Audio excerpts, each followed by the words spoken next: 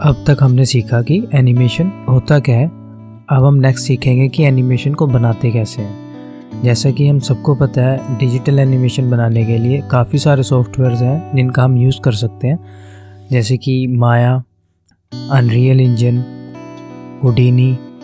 लेकिन हम सबसे इजी सॉफ्टवेयर ब्लेंडर का यूज़ करेंगे। नहीं, ये ब्लेंडर नहीं, ये वाला ब्लेंडर। तो चलिए इसको डाउनलोड कर लेते हैं। डाउनलोड करने के लिए हम सबसे पहले अपना वेब ब्राउज़र ओपन करेंगे। आप कोई भी वेब ब्राउज़र ओपन कर सकते हैं। ओपन करने के बाद हम वहाँ सर्च करेंगे blender.org। करने के बाद हमारे पास ऑफिशियल साइट ओपन हो जाएगी। तो यहाँ से हम अपना सॉफ्टवेयर डाउनलोड कर लेंगे कुछ इस तरह।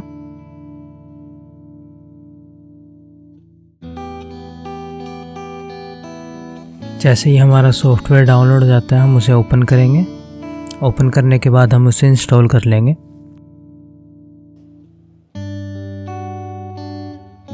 तो ये हमारा सॉफ्टवेयर इंस्टॉल होना स्टार्ट हो गया। तो सॉफ्टवेयर इंस्टॉल होने के बाद हम इसे ओपन करेंगे। जैसे ही हम अपना फर्स्ट टाइम अपना ब्लेंडर ओपन करते हैं तो हमारे पास कुछ इस तरह का इंटरफेस देखने को मिलता है। ये वन टाइम सेटिंग्स है। फ़िलहाल के लिए मैं अभी ये सेटिंग्स को ऐसे ही रहने देता हूँ।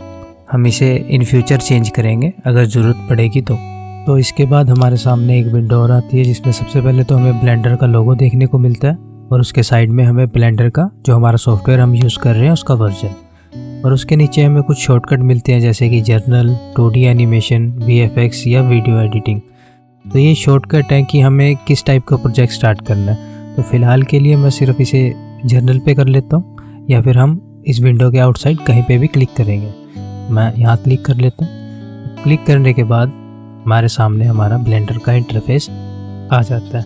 तो इंटरफेस को देखकर थोड़ा कंफ्यूज नहीं होना, इजी है। हम साथ के साथ सीखेंगे, स्टेप बाय स्टेप आप फॉलो करते रहना तो आपको इजी लगना स्टार्ट हो जाएगा। सबसे पहले तो जैसे ही हम ब्लेंडर ओपन करते हैं तो बाय डिफ़ॉल्ट हमें ब्लेंडर में कुछ पैनल्स देखने को मिलते हैं। जैसे ये पैनल है, एक पैनल ये हो गया, और एक थर्ड और ये फोर्थ। तो इन पैनल्स को हम बोलते हैं एडिटर। बेसिकली हर एडिटर का अपना काम है। तो सबसे पहले हमें देखने को मिलता है 3D व्यू पॉइंट। जो ये पैनल है इसको हम बोलते हैं 3D व्यू पॉइंट। तो 3D व्यू पॉइंट में बेसिकली हमारा जो भी हम क्रिएट करते हैं, अपना ऑब्जेक्ट हो गया, जो हम प्रोजेक्ट बना रहे हैं, हम उसके साथ इंटरेक्ट करते हैं। जैसे कि फ़िलहाल अभी आपको एक क्यूब दिख रहा है, तो ये है हमारा 3D व्यू पॉइंट। तो उसके बाद सेकंड नंबर पे आता है हमारा टाइमलाइन। एक छोटे से एग्जांपल से समझते हैं। कोई भी वीडियो प्ले करते हैं तो उसमें सेकंड से चलते हैं, तो ये भी बिल्कुल उसी तरह है। जब हम एनिमेशन बनाते हैं तो ये हमारा फ्रेम काउंट है। जैसे मैं इसको आगे आगे कर रहा हूँ, ये हमारे फ्रेम्स हैं। ये हम एनिमेशन बनाने के लिए यूज़ करते हैं। इस एडिटर को बोलते हैं हम टाइमलाइन। और थर्ड नंबर पे आता है हमारा प्रॉपर्टीज़ एडिटर। प्रॉपर्टीज़ एडिटर में जैसे कि नाम से ही पता लग रहा है कि जो भी हमारा ऑब्जेक्ट होगा उसकी प्रॉपर्टीज़ को एडिट करते हैं। प्रॉपर्टीज़ को एडिट करने का मतलब है जैसे कि ये क्यूब है, अब क्यूब को मैंने कैसा टेक्सचर देना है या कैसा कलर देना है या इसके डायमेंशंस क्या होनी चाहिए, कहाँ पे होना चाहिए, वो सब हम प्रॉपर्टीज़ एडिटर के यूज़ करके करते हैं। और फोर्थ नंबर पे हमारे पास आता है हमारा आउटलाइनर। अगर आपने कोई भी फ़ोटो एडिटिंग सॉफ्टवेयर यूज़ किया है तो उसमें लेयर्स होती हैं। सेम उसी तरह हमारे 3D व्यू पॉइंट में जो भी चीज़ है या जो भी ऑब्जेक्ट है वो हमें आउटलाइनर में शो होगा। जैसे कि ये क्यूब यहाँ पे है 3D व्यू पॉइंट में, तो हमें यहाँ पे भी क्यूब दिख रहा है। तो ये था हमारा स्टैंडर्ड बाय डिफ़ॉल्ट जो ब्लेंडर का इंटरफेस है।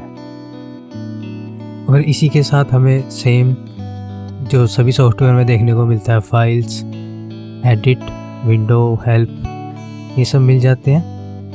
और यहाँ पे हैं हमारे टूल्स, जिसके बारे में हम नेक्स्ट वीडियो में देखेंगे। उम्मीद करता हूँ अभी तक आपको सब समझ में आया होगा। और नेक्स्ट लेसन में हम सीखेंगे कि जो हमारा 3D व्यू पॉइंट है इसको कंट्रोल कैसे करते हैं। तो मिलते हैं नेक्स्ट लेसन।